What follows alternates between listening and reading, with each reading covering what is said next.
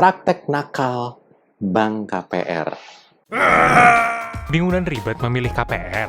Ajukan KPR kamu di kpracademy.com. Wah, emang bank bisa nakal juga ya, Pak?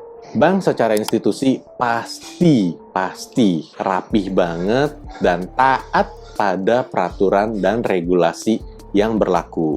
Tapi beda halnya dengan orang yang ada di lapangan yang bisa mempraktekkan hal-hal tertentu yang saya akan ulas berikut ini. Jadi, simak videonya sampai akhir ya, supaya teman-teman bisa tahu, oh kalau kayak begini, saya mesti ngapain, kalau begini, saya mesti bagaimana. Nah, kita masuk praktek KPR yang dalam tanda petik ya, nakal nih di lapangan. Yang pertama, ini kaitannya dengan promo yang ditawarkan oleh bank tersebut. Karena untuk promo ini bisa jadi banknya nggak selalu menyediakan materi-materi yang tertulis, materi-materi yang print gitu, print ads dan sebagainya. Jadi bisa jadi itu hanya secara lisan disampaikan oleh marketing KPR-nya. Nah, promo yang sering jadi kendaraan kenakalan, promonya terkait dengan DP. Pak, kalau KPR di bank ABC, DP-nya 5% aja cukup gitu. Bisa, Pak. Ngomongnya selalu bisa dulu. Biasalah marketing kan. Ngomongnya selalu pasti bisa dulu. Padahal ini secara kebijakan nih, kebanyakan bank itu DP-nya itu biasanya udah sekarang disyaratkan di kisaran 20%. Paling mentok oke di 15%. Sekecil-kecilnya. Nah, begitu kita sudah masukin dokumen dan kita sudah bayar appraisal, ternyata hasil appraisalnya turun. Jadi kalau misalnya tadi kita mau transaksi 500 juta dan dibilang DP-nya cukup 5%, berarti kita cukup nyiapin 25 juta. Tapi kalau ternyata hasil appraisalnya cuma 400 juta, kita anggap aja, oke deh, 400 jutanya bisa dibiayain sama bank. Cuma masalahnya adalah, ini kan masih ada selisih nih. 100 juta kan nilai transaksi. Padahal kita cuma nyiapin 25 juta buat DP-nya kita. Nah, ini yang sering kali terjadi di saat kita sudah mulai menjalani proses analisa KPR-nya. Karena di depan bilang, 5% bisa Pak, udah ajuin aja dulu, nanti kita bantu. Begitu analisanya sudah dilakukan dan ternyata analis mensyaratkan, oh DP-nya harus sekian nilainya. Jadi lebih besar dari yang semula dijanjikan oleh marketing KPR-nya. Marketing KPR-nya bilang, ya itu di luar kendali saya karena ini analisnya gitu. Kalau kita sih secara produk, secara kebijakan, promonya memang bisa segini. Tapi kalau analisnya mempertimbangkan Bapak harus bayar sekian, ya mau nggak mau mesti ikut Pak gitu. Ya mohon maaf gitu. Nah, kita udah kejebak, udah capek ngumpulin dokumen dan kita masukin ke bank tersebut. Plus yang kedua, kita udah bayar appraisal. Ya, rasanya gimana gitu ya. Tapi karena udah kejebak juga dan di satu sisi yang lain, belum tentu bank lain ngasih penawaran yang lebih bagus dari ini. Nah, jadinya ya udah deh, nggak apa-apa deh, kita coba jalanin aja. Nah, banyak yang kejadian seperti ini. Dan kalau teman-teman pernah ngalamin kejadian kayak gini juga, boleh cerita ya di komen. Itu supaya bisa saling sharing ke teman-teman yang lain juga gitu. Sekarang saya mau cerita praktek nakal yang kedua nih. Ini kejadiannya dulu pada saat zaman pandemi COVID. Lagi benar-benar hot banget gitu.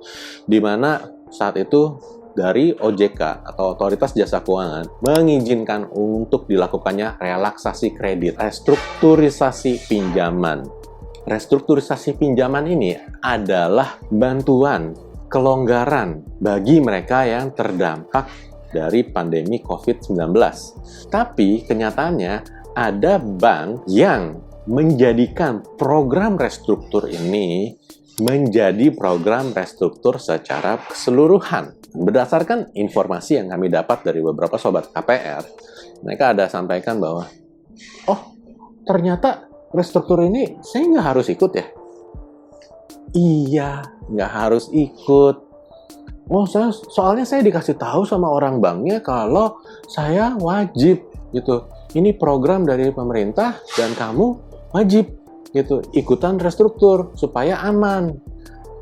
Waktu itu saya sempat mau nolak sih karena secara penghasilan saya nggak berpengaruh, saya nggak kepotong gajinya, saya tetap masih terima biasa. Tapi kenapa ini tiba-tiba saya disuruh untuk ikutan program restruktur? Nggak lama juga kok Bu, ini paling cuma 6 bulan atau 1 tahun gitu.